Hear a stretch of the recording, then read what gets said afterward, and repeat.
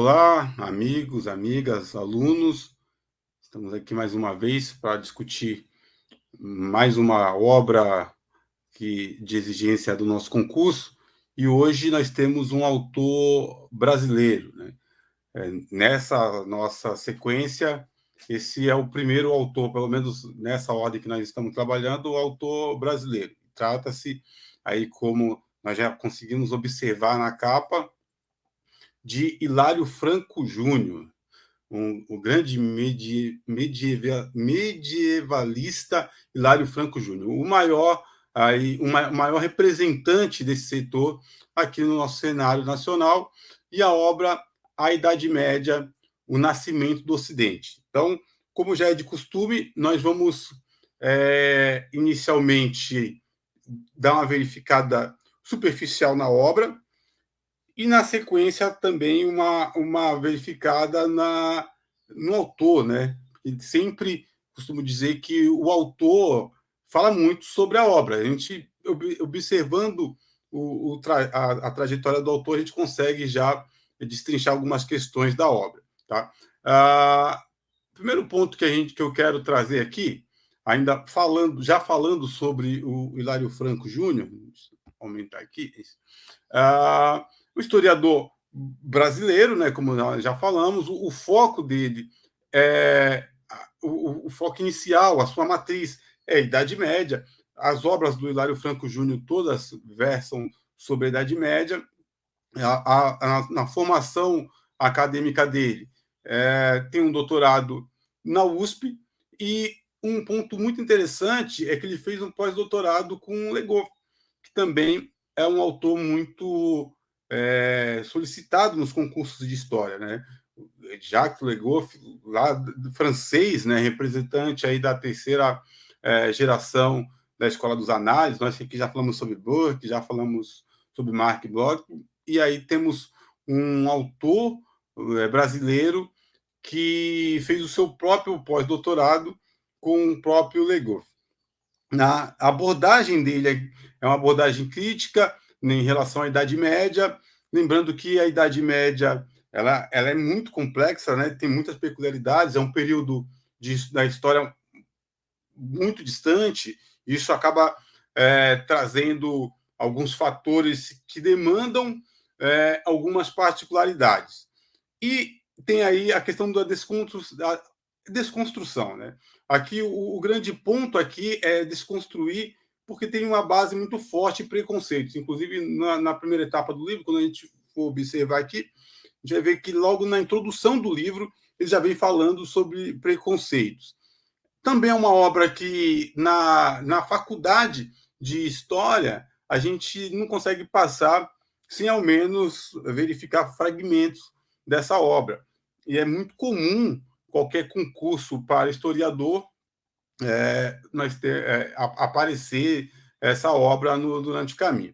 Tá?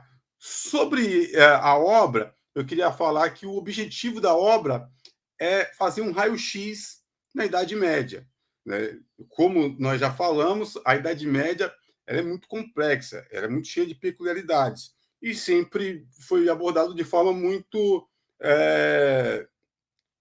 desleixada, assim diria, de forma muito resumida. E aqui, essa forma resumida da Idade Média, de abordagem, ela diz muito a respeito da distância. Né? Então, nós temos aí, na Idade Moderna, na Idade Moderna vem algumas taxações aí da Idade Média, que o nosso autor, Hilário Franco Júnior, aqui nessa obra, ele vem tentando falar sobre essas taxações, né? O Renascimento ali, ele trata a Idade Média com muito descaso. Inclusive, tem uma questão que nós vamos fazer aqui na sequência, mais para frente, que ela pergunta sobre isso. É muito comum, quando fala sobre a Idade Média, falar sobre esse descaso, né? A gente precisa entender que o Renascimento, que é um período pós-Idade Média, né, sempre quando a gente pensa no Renascimento, a gente precisa entender que algo, para renascer, ele precisa ter nascido em algum ponto, ter morrido em outro ponto, aí agora sim renascer. E aí a gente já entende, já vê um preconceito em relação à Idade Média. Então, esse renascimento cultural, esse renascimento filosófico, ele faz menção àquela cultura tão glorificada da antiguidade, aquela cultura greco-romana, que, segundo na Idade Moderna, né, no Renascimento, ela morre na Idade Média, que inclusive vai ser tratada como Idade das Trevas, e agora ela renasce depois na modernidade.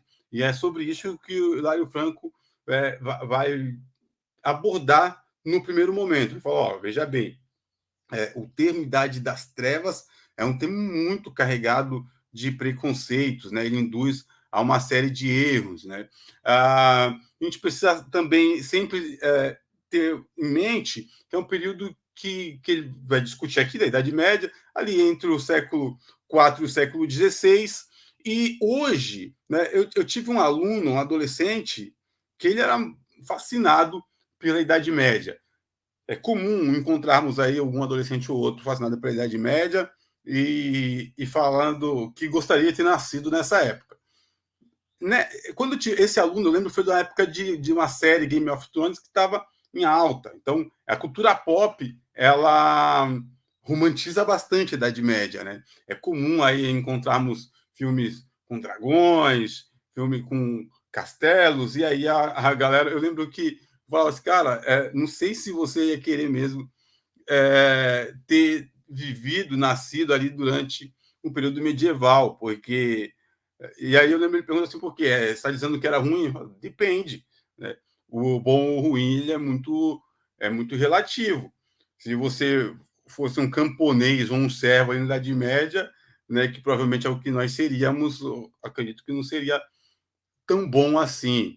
Né? Então, assim, a cultura popular, essa série em específico, na época ela estava muito em alta, né? Foi uma série que, se não me falha a memória, eu não assisti a série, foram 5 temporadas e a galera e caiu nos braços da galera, mas também é só mais uma.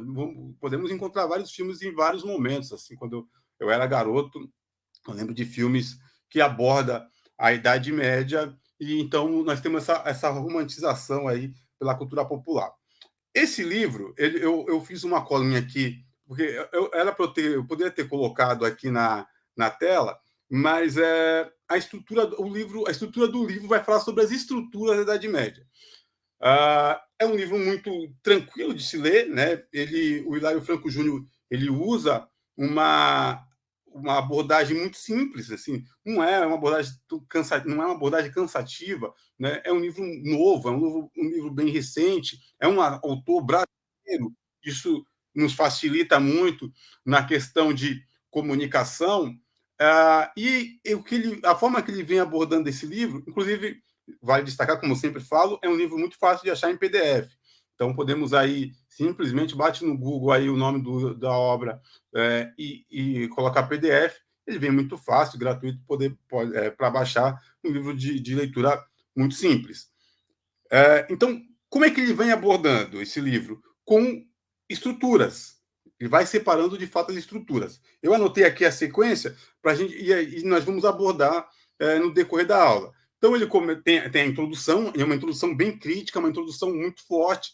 Ali na introdução, eu já vou passar aqui, nós já vamos ter uma citação da introdução, que é uma citação muito comum de ser exigida em concurso, né, essa citação, porque ela é bem aguda, ela é bem pontual, ela, inclusive, já vem trazendo o termo preconceito no título da introdução, e aí depois os capítulos ele vem tratando as estruturas. Estrutura política, estruturas políticas, estrutura econômicas, estrutura eclesiásticas e as estruturas mentais. Né?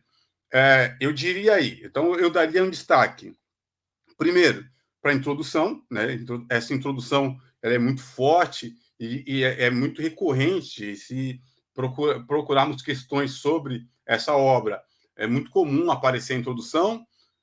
A estrutura política ela é muito importante, a estrutura política, mas também ela é importante e ela é muito intuitiva. Você consegue responder as questões da estrutura política mesmo sem conhecer a obra, porque as críticas que são feitas, muitas nascem daqui ou muitas se apoiaram aqui. Lógico, já vinham essas críticas, já existiam, mas elas ganham muita força aqui. Então, a estrutura política é muito forte. Quando eu estou falando de estrutura política, estou falando como funcionava a Idade Média, né? A questão, agora nós teremos aqui servos, né? Nós teremos aqui os senhores, né? É uma estrutura muito pontual, né? Que teremos aqui na Idade Média. E outro destaque para a estrutura eclesiástica, porque a igreja é aqui nesse momento que a igreja vai se solidificar. A igreja ela começa a ganhar destaque ali durante o Império Romano, na Antiguidade, né?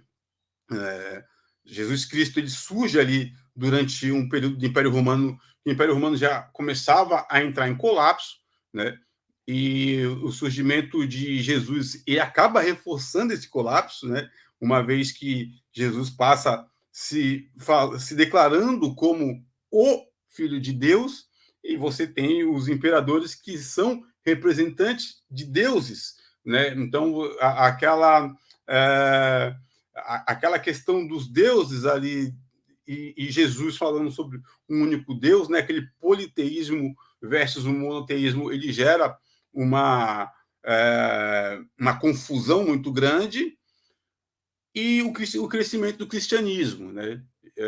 Não o cristianismo ainda, porque eu estou falando, inclusive, de um período antes da crucificação.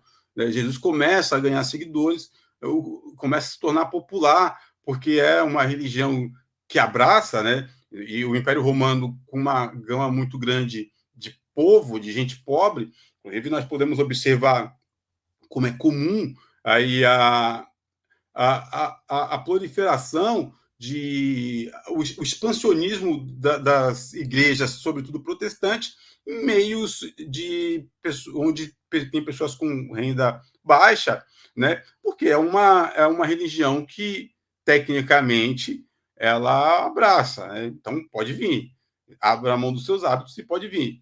Então começa a crescer. Com a morte de Jesus Cristo, com a crucificação, ela se solidifica e vai solidificando cada vez mais a ponto de ter imperadores se convertendo, Constantino, e depois Roma se tornando cristã. A igreja começa a se destacar ali, e dali para frente ela vai crescendo cada vez mais. Aqui, na Idade Média, a igreja já chega muito forte, e a igreja se torna o Estado aqui. Né? A igreja e o Estado, eles percebem que é muito importante essa relação. Então, são duas questões aí que eu acho de grande importância aqui na obra, é a questão da estrutura política e da estrutura econômica. Tá? Então, nós vamos abordá-las aqui e vamos observar como é que o Hilário Franco Júnior ele observa. Tá? A nova história, seu passado e seu futuro. Abordagem interdisciplinar, né? Combinação de história, arte, religião, literatura, entre outras, né? Capacidade de sintetizar informações complexas de forma acessível, publicação de obras importantes, incluindo a Idade Média, o nascimento do Ocidente, acho que nós vamos abordar, né? Aqui ainda falando sobre o autor, rigor acadêmico e profundidade nas pesquisas, né? Até porque nós estamos falando de alguém que fez o seu pós-doutorado, como nós falamos, na França, ali, com um representante da escola do análise, esse rigor ele já vinha desde a primeira onda dos análises, contribuição para o avanço do conhecimento na área, atuação como professor universitário, né? Ainda atua, a gente bateu no YouTube aí, vamos encontrar várias participações em seminários, inclusive, influência significativa no campo de estudos sobre a Idade Média, que é a formação básica, e foi onde ele foi se aprofundando, valorização da crítica, erudição e paixão pelo tema, leituras essenciais para compreender a complexidade e o legado da Idade Média. Né? Então, falando sobre o autor, ali são basicamente que uma apresentação geral ali do autor e da obra. Tá? Então, aqui temos o primeiro título, na introdução, assim que a obra vai iniciar, nós temos esse título, seria o conceito da Idade Média, mas ele coloca ali um pré-conceito. Então, você já tem uma provocação. Esse trecho aqui, ele já caiu vários concursos, né? Se vai procurar no Google vários concursos de prefeitura, inclusive a própria VUNESP também utilizou esse trecho, porque ele é a abertura do livro e ela é muito clara, né? Lendo esse trecho aqui, a gente já consegue entender qual vai ser o tipo de abordagem do autor. Vamos lá, vamos à citação. Se numa conversa com homens medievais utilizássemos a expressão Idade Média, eles não teriam ideia do que estaríamos falando. Como todos os homens de todos os períodos históricos, eles viam-se na época contemporânea. De fato, falarmos em Idade Antiga ou Média representa uma rotulação a posteriori, uma satisfação da necessidade de se dar nome aos momentos passados, desculpa.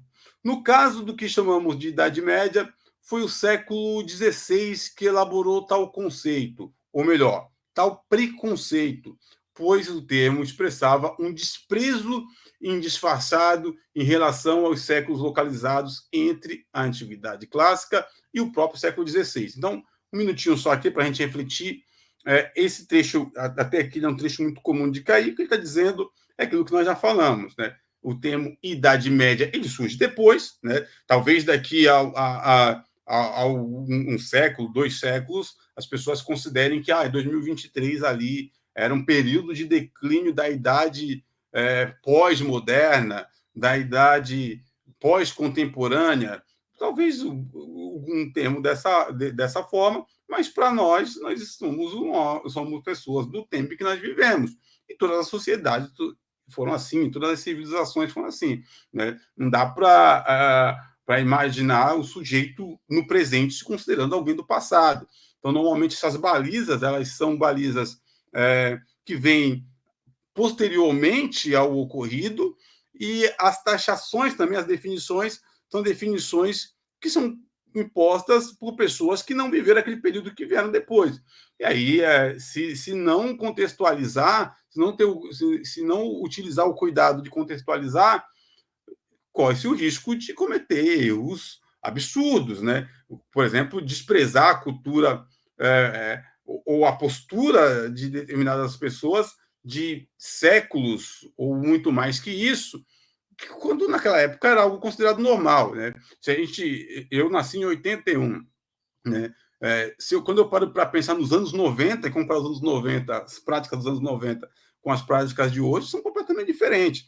Muitas das coisas que eram aceitáveis nos anos 90, hoje passa longe de alguém fazer um absurdo desse, né? E nós estamos falando de um período muito próximo. Então, quando se considera essa distância de período aí, é evidente que muitas coisas mudaram. Então, basicamente, esse primeiro ponto aqui ele fala isso, tá? Vamos dar sequência aqui. Este se via como o renascimento da civilização greco-latina, e, portanto, tudo que estivesse entre aqueles picos de criatividade artístico-literário, do seu próprio ponto de vista, é claro, não passara de um hiato, de um intervalo, logo de um tempo intermediário de uma Idade Média. Ou seja, esse período aí, século XVI, né, o período ali do Renascimento, né, um período, inclusive, um movimento importante, né? Esse período aí da Idade Moderna, o sujeito olha para a Idade Média e fala, não, isso aqui esquece, a Idade das Trevas aqui. Inclusive, há autor que fala que não houve produção cultural naquele período e que válido sim era aquilo que tinha antes, ali, na Antiguidade Clássica. Até o termo muda, né? Antiguidade Clássica e a Idade Média, ou a Idade das Trevas.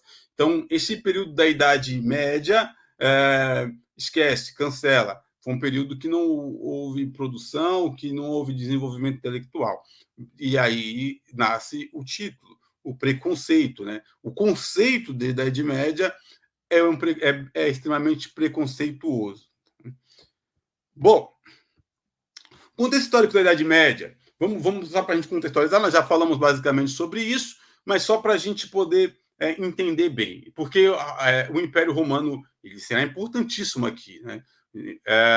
A queda do Império Romano e o período de transformações sociais, políticas e culturais. Então, o Império Romano, Roma, a antiguidade, ela teve ali o seu momento de crescimento, né? Primeiro, uma monarquia, e aí uma república que começa a crescer, e é no Império que as coisas acontecem, né? O Império Romano ele cresce de forma avassaladora, e cresce tanto a ponto de dividir. Então, nós temos ali Roma do Ocidente e Roma do Oriente, até o momento que é, todo período tem seu fim, né?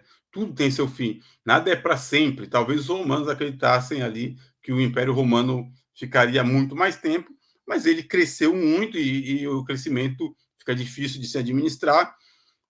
Economicamente, começou a ter a sua mão de obra baseada em escravo, o próprio surgimento ali de Cristo, tudo isso fortaleceu para que ocorresse um colapso e Roma do Ocidente cai, né? E quando a gente fala que Roma do Ocidente cai, nós estamos falando sobre a invasão dos povos germânicos, ou em algumas obras, aí, sobretudo as mais antigas, as invasões dos povos ditos bárbaros, que também era uma visão preconceituosa. Então, aqueles que não eram romanos, eram ditos como os bárbaros, eles invadem Roma. E por que é importante esse contexto?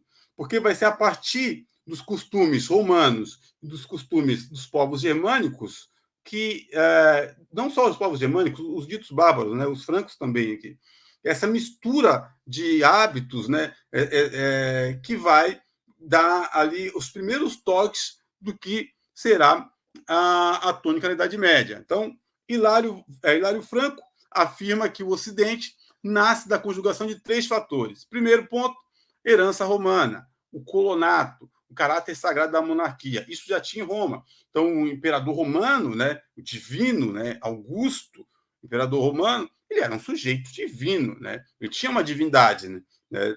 Quando Roma se torna um império, o imperador ele se autodeclara divino. E ele era um sujeito que tinha a sua característica sagrada muito de grande destaque. Isso vai ser utilizado aqui. Os reis serão representantes de Deus, lembrando que a presença da igreja será importantíssima. Depois, a herança germânica, o comitato germânico. Né? O comitato, grupo de guerreiros que juravam fidelidade a um chefe, a quem devia servir e honrar. O direito consuetudinário, isto é, baseado na tradição e nos costumes. Isso já era um costume germânico. Então, nós vamos ter aqui na Idade Média essa relação de vassalo, né? De vassalagem, sucerano e vassalo, né? de lealdade. Isso vem dos povos germânicos. E esse direito baseado em tradições. Né? A tradição diz... Né? Um exemplo, para que fique claro aqui. Quando eu era jovenzinho, quando eu era garoto, minha avó, minha finada avó, costumava a nos chamar a atenção se a gente sentasse à mesa para almoçar sem camisa. Mas não tinha justificativa. Era aí, não pode, porque não pode, porque é falta de educação. E se a gente se estendesse perguntar, não pode, porque não pode. Na verdade, já era um costume, já era algo, era a tradição, né? Uma tradição, talvez acredito que até hoje alguém ainda aborde essa tradição. Da questão de direito, aqui muitas das coisas vêm da tradição. Então, se tradicionalmente é dessa forma que se comporta, essa é como se fosse uma legislação vigente, tá? Então, esses 2 pontos aqui, relacionados, eles irão dar a tônica para o que será a Idade Média. A relação de fidelidade, inclusive rituais, para que dessa promessa de fidelidade, né, a dita homenagem, nós iremos falar sobre ela mais para frente, que vem de Roma, bem como essa herança germânica na questão da fidelidade, de Roma, a questão da monarquia que vem de Roma, da monarquia sagrada, e essa lealdade que vem dos povos germânicos, essa tradição. Tá? O cristianismo propiciou esse elo e deu uma unidade à civilização medieval. Isso é muito importante, ele destaca de uma forma muito grande que nós precisamos entender que quando Roma é invadido, a gente precisa... Na cidade que você está, imagina que alguns piratas ou corsários, ou seja lá o que for, vão invadir a cidade. Naturalmente, eles vão ao centro da cidade, né? Então, eles vão, por exemplo, aqui na minha cidade, eles vão ninguém vai invadir as regiões periféricas da cidade, né? Não seria interessante, cara, vão onde tecnicamente tem mais dinheiro. Então, quando os ditos povos bárbaros invadem Roma, eles vão direto no miolo ali, no centro. Os patrícios que tinham em Roma, né, a camada mais alta, eles tinham terras também mais distantes dali, da capital. Então, eles vão para essas terras mais distantes da capital. E aí acaba tendo uma mistura muito grande. Então, essa mistura, ela poderia caracterizar uma falta de unidade, falta de identificação entre os povos. E o cristianismo ele entra exatamente como um elo para poder fazer com que essas pessoas sintam-se parte de algo em comum. Então, o cristianismo ele funciona dessa parte, né? Então, o sujeito ali ele é um indivíduo que aceita o cristianismo como sua religião, o outro também aceita e isso é suficiente. Podemos pegar, por exemplo, hoje aqui hoje aqui nós podemos observar as igrejas evangélicas. Tem uma série de igrejas evangélicas, né, com algumas diferenças ali em suas doutrinas, mas que na hora de se tratar vão se tratar como irmãos. Então há um elo ali na questão da religião que mantém essas pessoas que são irmãos mesmo. O cara pode ser de uma outra região, a denominação dele pode ser diferente da do indivíduo, mas eles se tratam como irmãos, tá? E a discussão desses estereótipos e a visão crítica da Idade Média, que é justamente esse ponto. Então, o que vai acontecer aqui é o livro vai tentar botar uma lupa na Idade Média e não olhar de forma tão superficial assim como era feito outrora, né? Olhar a Idade Média mais de perto, olhar a Idade Média de forma de que a gente consiga entender, né? Não criticar, simplesmente falar porque aquilo era ruim e ponto. Né? Por que aquilo era daquele jeito? Qual era o contexto? Tá? Bom, sociedade e poder. O feudalismo é uma estrutura social baseada nas relações de vassalagem e sucerania. E aqui nós temos a junção do colonado e do comitato. E aí vai surgir o ritual da homenagem. Né? Nos livros didáticos, por exemplo, esse é retratado de forma muito clara. Né? Você tem ali um indivíduo de joelho e o outro com uma espada sobre a cabeça do indivíduo. Aquilo ali é o ritual de homenagem. Né? Quando o sucerano ele cede parte da sua terra ao vassalo, é uma relação entre nobres, e esse vassalo, em troca, oferece, então, vamos lá, o comitatus, né? Comitatus e colonatos, oferece a sua lealdade. Então, começa uma relação ali de lealdade. Se alguém fizer algum tipo de ataque ao meu sucerano, eu irei defender, tá? Vamos a mais um, abre aspas, aqui, mais uma citação. Desde então, somente um vassalo, servidor fiel, poderia receber um benefício. Temos substituído entre os fins do século IX e os fins do século XI, conforme o local por feudo, né? o dito sistema feudal, né? O feudalismo, como remuneração por seus serviços. As relações sociais entre membros da aristocracia laica e ou clerical davam-se através de práticas econômicas, terra entregue ou recebida, política, poderes naquela terra e religiosa, juramento de fidelidade. Então, nesse abre aspas aqui, essa citação aqui é uma citação que separei, muito importante. Não encontrei em nenhuma prova essa citação, mas ela sintetiza muito bem essa junção desses costumes que nós falamos na página anterior. O colonato, o comitato, o cristianismo, e aí resultando, desaguando no ritual de homenagem. Tá? Senhores feudais, qual era o papel do senhor feudal?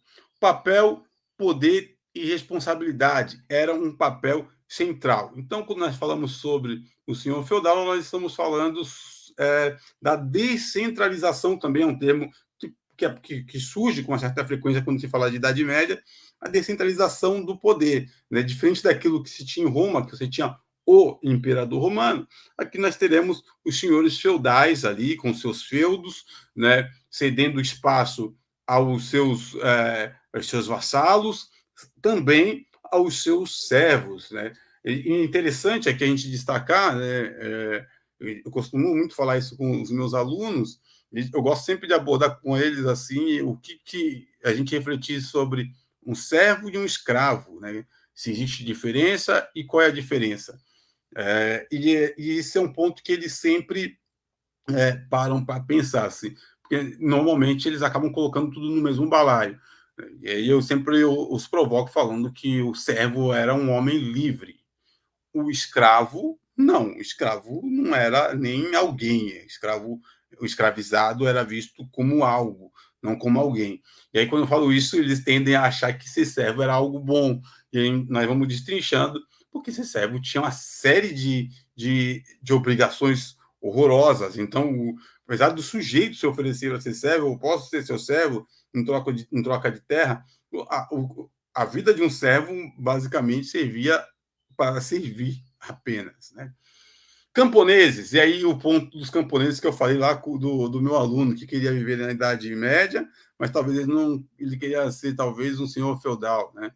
Camponeses, condições de vida e trabalho nos feudos, responsáveis pela produção. Então, os camponeses eram importantíssimos, né? Se a gente tivesse aqui uma pirâmide social desse período da Idade Média, né? Nós teríamos uma grande quantidade de camponeses. Esses sujeitos produzem. E produzem o quê? Tudo. Alimento, roupa. Esses caras são responsáveis pela produção. Lembrando que a Idade Média é um período de produção de subsistência, né? Agricultura de subsistência. O sujeito planta aquilo que ele vai comer. O cara tem ali as suas oficinas. Ali o cara ele produz a sua roupa. Então, o camponês ele é responsável pela produção em geral.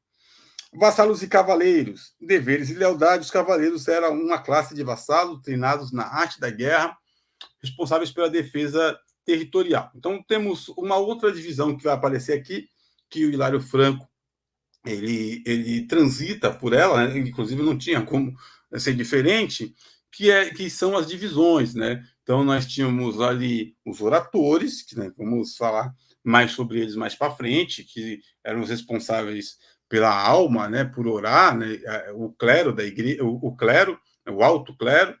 Tínhamos os belatores, que inclusive para quem gosta de UFC, quem gosta de UFC, não, quem gosta de MMA, o nome de uma grande marca, né? Então, os belatores eram os que lutavam, né?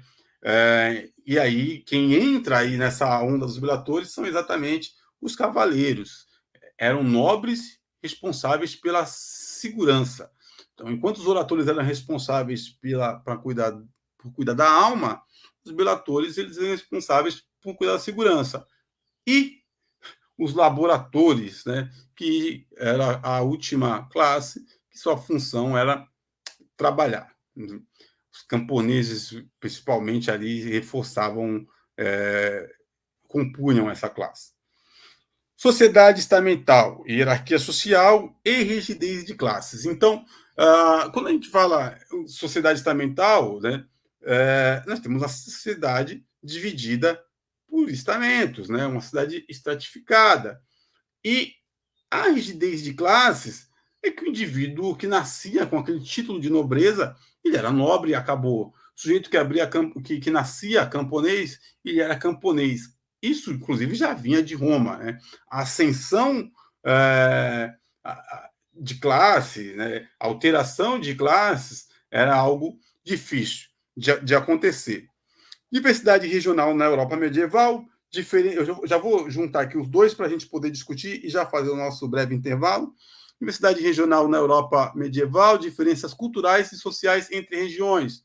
Segundo Franco, feudalismo é o conjunto da formação social no Ocidente durante a Idade Média Central, com suas facetas políticas, econômicas, ideológicas, institucional, social, religiosa e cultural. Então, vamos lá.